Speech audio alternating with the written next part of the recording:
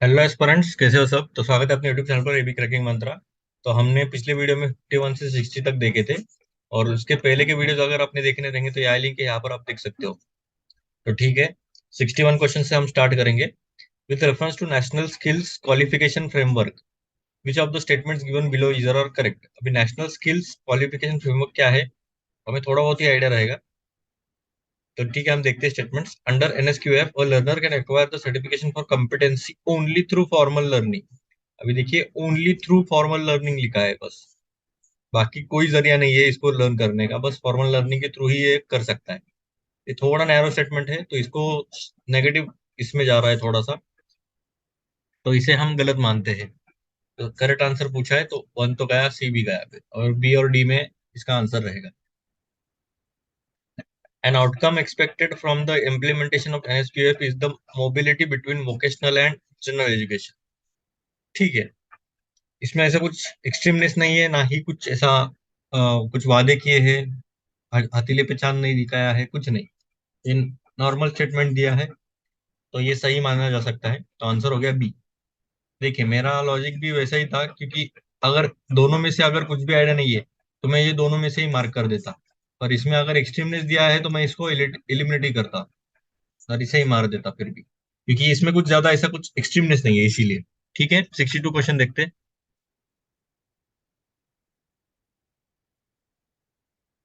In the context of Indian history the principle of dyarchy refers to. अभी देखिए, dyarchy काफी इसमें था इंडियन हिस्ट्री के अपने, जो भी आपने देखा रहेगा, अलग अलग एक्ट्स थे।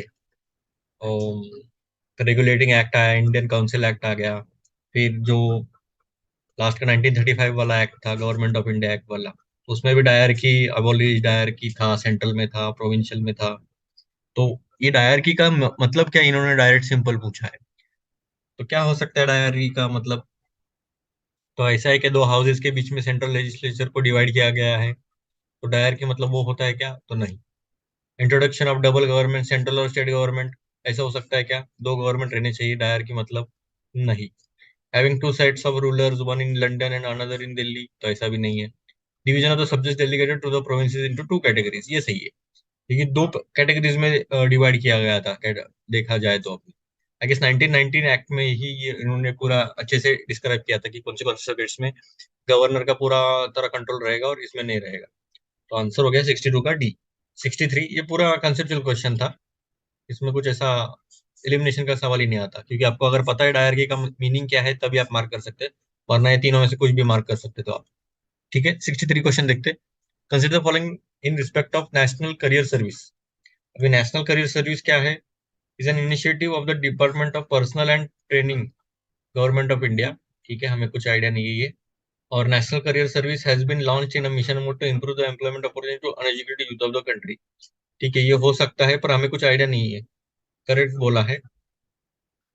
तो इसके बारे में, दोनों के बारे में कुछ आइडिया नहीं है, तो इसलिए हम कुछ यकीन से नहीं कह सकते कि ये सही है और ये गलत है, क्योंकि ये हो भी सकता है, नहीं भी हो सकता है। तो इसका आंसर क्या है पता है, D, neither of them are correct.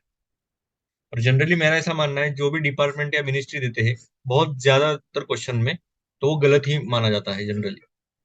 तो आप वो भी इसे ध्यान में रखते हुए आप कर सकते थे, अगर ए एलिमेंट क्या रहता तो बी और डी में आपको 50-50 तक आ गए रहते। ठीक है, 64 क्वेश्चन देखते हैं। विच of the following statements best describe the term scheme for sustainable structuring of stressed assets. S4A, ये आई गेस इकोनॉमिक सर्वे में आया था तभी के। तो ये S4A काफी चर्चे में था न्यूज में। तो ये क्या था, तो देखिए सिंपल स्टेटमेंट दिया है, ये टर्म क्या डिस्क्राइब करता है। तो ये it is a procedure for considering ecological cost of developmental schemes formulated by the government, नहीं। It is a scheme of RBI for reworking the finance structure of big corporate entities facing genuine difficulties. हाँ, तो ये 64 का ये answer था, क्योंकि RBI ने ये इसीलिए बनाया था। देखिए इसका नाम ही देखिए, scheme for sustainable structuring of stress asset. Stress asset क्या रहते हैं, जो भी अभी, स्ट्रेस एसेट मतलब क्या, अभी कोई किसी बिजनेसमैन ने लोन लिया है बैंक से, तो उसे रीपे करने में काफी डिफिकल्टी जा रही है, तो वो स्ट्रेस एसेट हो गया बैंक के लिए। तो उसी को जरा रिस्ट्रक्चरिंग करके हम उससे अच्छे से वसूल कर सकते, तो उसके लिए आरबीआई ने स्कीम लाई थी। ये था B. It is a disinvestment plan, disinvest का सामान नहीं आता। It is an important provision in the insolvency and bankruptcy code. नहीं, बैंकरप्सी का अलग अलग मामला है, उसका और इसका कोई तालमेल नहीं है। बैंकरप्सी में भी अच्छे से अच्छे प्रोविजन दिए, उससे काफी ज्यादा इंप्रूवमेंट भी हुआ है हमारे। वो भी हम कभी फुर्सत में हम देख लेंगे कि ये जो बिल था, मतलब अभी एक्ट हो गया आईबीसी का, तो वो भी हम देखेंगे। ठीक है, 65 क्वेश्चन की तरफ चलते हैं। Consider the following statements. Climate and clean air कोalition to reduce short-lived climate pollutants is a unique initiative of G20 group of countries। ठीक है, CSE focuses on methane, black carbon and hydrofluorocarbons। Correct कौन सा है? तो देखिए, इसके बारे में कुछ आइडिया रहा तो भी मार्क कर लिएगा, पर मेरा फंडा ऐसा ही है, देखा आपको पता रहेगा, ये दोनों में ही मार्क करूंगा मैं अगर करने का रहा तो। पर अगर आपको कुछ भी आइडिया नहीं तो स्किप कर दीजिएगा, सिंपल है, क्योंकि दो स्टेटमेंट्स में काफी डिफिकल्ट हो जाता है। तो सेकंड स्टेटमेंट जो है हम देखते हैं अभी, ये पहले तो ठीक है, छोड़ देंगे हम, थोड़ा होल्ड पे रखते हैं।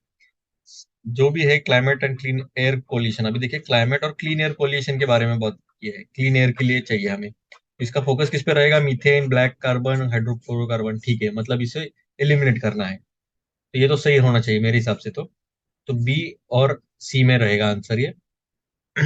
और पहला क्या है? Clean climate and clean air coalition to reduce short lived climate pollutants is a unique initiative of G20 group of countries. ठीक है, ये थोड़ा डिफिकल्ट हो रहा है, इसके बारे में कुछ आइडिया नहीं लग रहा कि G20 का है या नहीं। तो चांसेस कम है कि G20 ऐसा कुछ इनिशिएटिव ले, पर फिर भी हम रिस्क नहीं उठा सकते, तो ये दोनों में हम कुछ ना कुछ तो मार्क कर ही लेंगे। तो आंसर क्या है इसका 65 का? बी। ऐसे क्वेश्चन को आप स्किप भी कर सकते थे, अगर आपको कुछ आइडिया नहीं है दोनों में भी तो आप सीधा सीधी तरह स्किप कर सकते हैं। अगर उठाना रहेगा तो फिर ऐसा उठा सकते हैं रिस्क, क्योंकि इधर ये दिया है, इसकी वजह से थोड़ा डाउटफुल था, बाकी कुछ नहीं। ठीक है, 66 क्वेश्चन देखते हैं।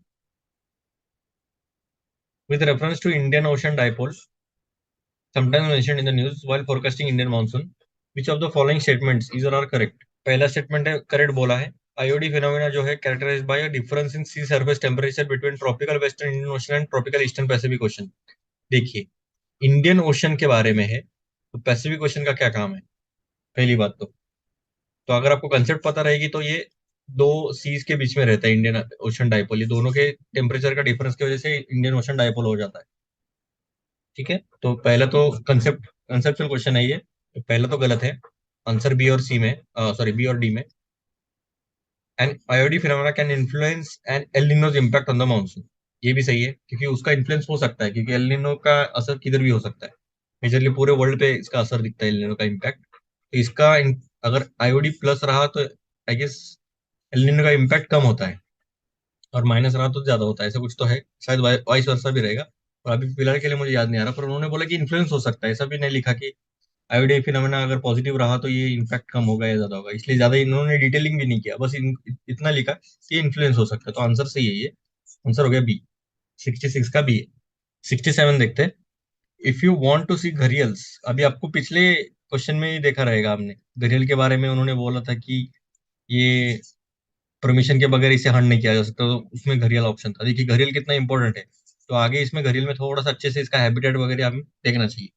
If you want to see gharials in their natural habitat, देखिए नेचुरल हैबिटेट पे ही क्वेश्चन है, which one of the following is the best place to visit. अगर आपको पता रहेगा घरियल कहाँ कहाँ पाए जाते हैं, तो ये आंसर कुछ भी नहीं, मतलब ये इजीली आपको आंसर आना चाहिए इसमें। तो इसका आंसर है चंबल रिवर, चंबल में बहुत ज्यादा पाए जाते हैं इसमें घरियल्स। अगर आपको पता है तभी आप मार्क कीजिएगा, वरना आप ये स्किप कर सकते हो। ठीक है, 68 क्वेश्चन में जाते हैं। Consider the following in respect of Indian ocean naval symposium, IONS। The inaugural IONS was held in India in 2015 under the chairmanship of the Indian Navy। ठीक है, पता नहीं। IONS is a voluntary initiative that seeks to increase maritime cooperation among navies of the littoral states of the Indian Ocean region। तो ठीक है, ये थोड़ा सा सिंपल स्टेटमेंट है और कुछ ज्यादा एक्सट्रीमनेस भी नहीं बताता है, क्योंकि इंडियन ओशन नेवल सिंपोजियम तो नेवी के रिगार्डिंग तो कुछ तो रहेगा ही। नेवी बोल रहा अपने, इंडियन ओशन के रिगार्डिंग तो कुछ ना कुछ तो रहेगा ही। तो इंक्रीज मैरिटाइम कोऑपरेशन तो रहेगा, क्योंकि नेवल सिंपोजियम बोल रहे हैं। तो maritime cooperation among navies of the littoral states, littoral मतलब क्या, उधर लग के जो इंडियन ओशन को जो लग के स्टेट्स है उनका पूरा गठन करके उन्होंने किया रहेगा मैरिटाइम कोऑपरेशन के लिए। तो ये सेकंड स्टेटमेंट तो सही है, तो आंसर बी। और अभी पहला स्टेटमेंट हमें डाउटफुल लग रहा है, मतलब हमें पता नहीं है या नहीं। तो सेकंड और बी और सी में आंसर है। देखिए 50-50 तक आ गया। अभी फर्स्ट स्टेटमेंट सही है नहीं पता नहीं, तो आप रिस्क उठा सकते हो बी और सी में। तो आंसर क्या है इसका? बी, टू ओनली है, पहला वाला गलत है। ठीक है। 69 क्वेश्चन देखते हैं। The painting of Bodhisattva Padmapani is one of the most famous and of illustrated paintings at. अभी देखिए बोधिसत्व पद्म पानी का पेंटिंग ऐसा, उसका हाथ में फूल लेके है। अगर आपने कल्चर का एक 11th स्टैंडर्ड की बुक पढ़ी रहेगी, फाइन आर्ट्स वाली, तो उसमें पूरा पिक्चर दिखा के उन्होंने नीचे लिखा है कि बोधिसत्व पद्म पानी की पेंटिंग ये है। तो ये किसके रिगार्डिंग है? तो अजंता, बादामी, बाग, एलोरा किस में है? आंसर है ए। ये फैक्चुअल है, अगर आपको पता है तभी आप सॉल्व कीजिएगा, वरना आप स्किप कर सकते हो। पर ये काफी सिंपल स्टेटमेंट था, मतलब काफी सिंपल था, इसलिए आप सॉल्व करना चाहिए, क्योंकि ये बेसिक क्वेश्चंस रहते हैं एनसीईआरटी बेस्ड, तो वो छोड़ने नहीं चाहिए, क्योंकि ये सभी सॉल्व करते हैं ऑलमोस्ट। तो आपको और डिफिकल्ट हो जाएगा अब अगर आपने ये भी स्किप करने लग गए तो ठीक है। लास्ट क्वेश्चन देखते हैं ये वीडियो का। Consider the following pairs traditions और कम्युनिटीज दिए हैं। ये फेस्टिवल, यात्रा, वारी, वर्करी, संथाल कम्युनिटीज। ठीक है। Which of the following is are correctly match. अभी वारी वर्करी जो है, तो वो संथाल कम्युनिटी का है क्या? ये देखिए वारी वारकरी जो है हमारे महाराष्ट्र का है, तो संथाल कहाँ पाए जाते हैं? तो ऊपर है ये। तो ये संथाल ऑलमोस्ट वेस्ट बंगाल या उधर के ही तो पाए जाते हैं, तो ये महाराष्ट्र की वारी वारकरी अगर आप महाराष्ट्र रहेंगे तो आपको पता रहेगा। तो ये संथाल तो नहीं रह सकते, तो थ्री गलत हुआ। तो अभी देखिए ए और डी में सीधा 50-50 पे आ गया हम। बस लॉजिक लगाया हमने। देखिए वारी वारकरी आपको अगर पता रहेगा, अगर आप ठीक है अलग स्टेट के रहे तो कोई बात नहीं, अगर दूसरे स्टेट के रहे तो अभी दूसरा भी स्टेटमेंट दे सकते हो। पर आपको आइडिया लग जाना चाहिए। अभी प्लस पॉइंट था मेरे लिए, क्योंकि मैं महाराष्ट्र हूँ, इसीलिए प्रॉब्लम नहीं था। बी और सी तो गलत हो गए। ए और डी में अभी आंसर रहेगा, तो आप रिस्क उठा सकते हैं। अगर आपको कुछ भी आइडिया नहीं है तो आप सीधा स्किप करिएगा, डोंट वरी, क्योंकि आपके बाकी के क्वेश्चन अच्छे से आपने सॉल्व किए रहेंगे। चालिया साहिब फेस्टिवल सिंधिस का है, या अंदर आज ये जाट यात्रा गोंड्स का है, बारी वर्करी संताल्स का है। तो आंसर क्या है इसका? बी और डी में हमने लिमिट किया तो मैं कौन सा तो एक मारूंगा ही, तो वन ओनली है आंसर इसका। तो ठीक है। आगे के 10 क्वेश्चन हम नेक्स्ट वीडियो में देखेंगे। तब तक के लिए आप शेयर कीजिएगा, सब्सक्राइब कीजिएगा, और वीडियो अच्छा लगा तो लाइक भी कीजिएगा। ठीक है, थैंक यू।